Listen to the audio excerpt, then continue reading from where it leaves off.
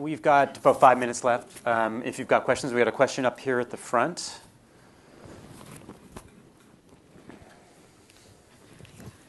Thanks, Mark. Hi. My name is Peter Miller. I just have a question on government's role. Obviously, we're here because of OMDC. We're here because of the belief the Ontario government has in this sector's ability to grow in this province. In this space, does government have a role to play, a bigger role to play? Is it that the last thing government should do?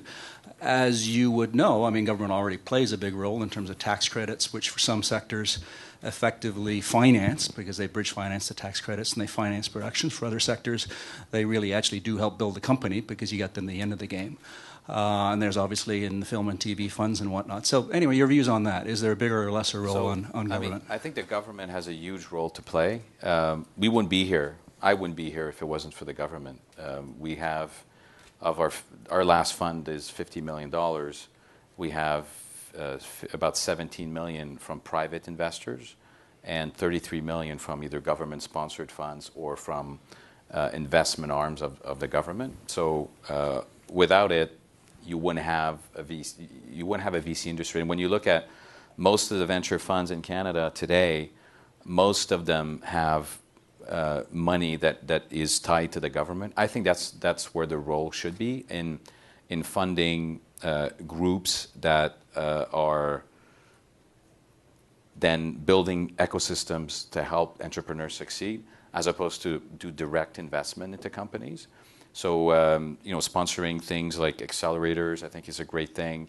The R&D tax credit program, I think, is good, but it's not perfect. And a lot of companies, like I'll give you an example. I mean, companies in large ones like CGI. I mean, like we're in addition to the funding that we do, we also have a nonprofit activity that we're actually looking to start it's an entrepreneurial center around web and mobile in Montreal.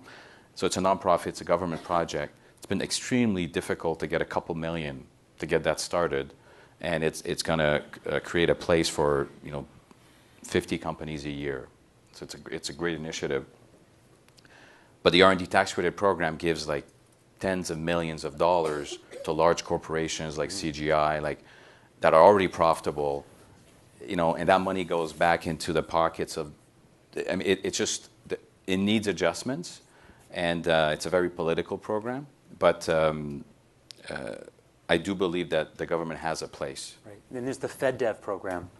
Well, Fed and provincial. Right. Well, there's this program called FedDev, and they're a government agency, and they've got $180 million that they basically have to invest. So if you're looking for money, they co-invest with other investors and with angels. I think that's sort of where the programs work the best, is when it's in partnership with an investor like us. I think there's certainly a role for the government funding and support for projects, but there still needs to be a lot of mentoring done by the investor group and supporting the entrepreneurs. Every one of the companies that I'm working with right now, in one way, shape, or form, is participating in a government program. So I think it will continue to be an important avenue to pursue for young companies. So Stephanie, and then we've got a question just over here. Yeah, just because tax credits were mentioned, I just want to just remind everyone, if you are going the crowdfunding route and you count on tax credits to make up part of your budget, to just make sure you do the research ahead of time, that you know what you need to do and what paperwork you need to have, so you're not jeopardizing tax credit status if you're going that route. I'm not an expert on it, so I can't give that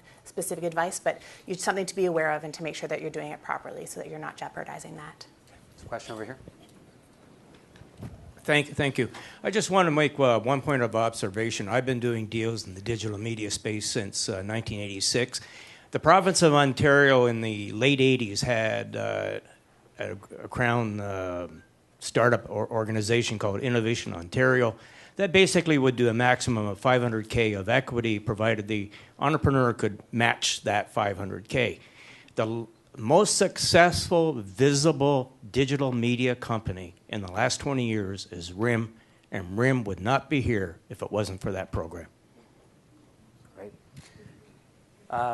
Andrew, maybe because you're involved with helping people with EDC and things like that, can you talk a little bit about Yeah, so I think it was, I won't repeat what was brought up already in terms of, funding the accelerators and some of the tax credits. I think the general consensus is, there could always be more.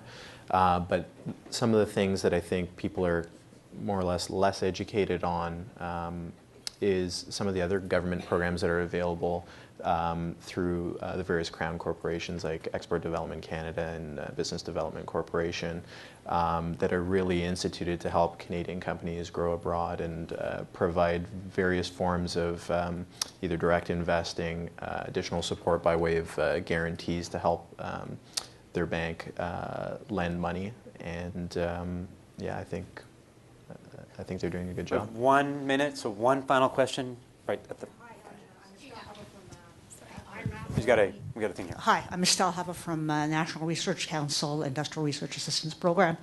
We're federal government funding, grants, and wasn't one of the programs you mentioned.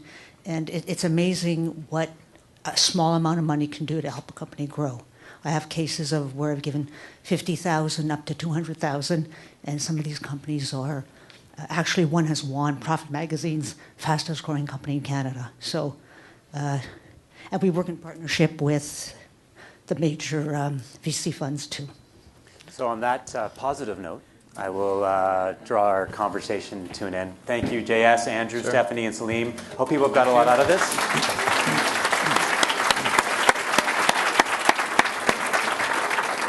Thank you, Mark, and thanks to the panel. Congratulations, Stephanie, on the hot docs announcement. That's great news for documentary filmmakers. So thanks for sharing your ideas with us. It's really fascinating to hear how some of these projects are being financed and the different levels and layers that there are to navigate.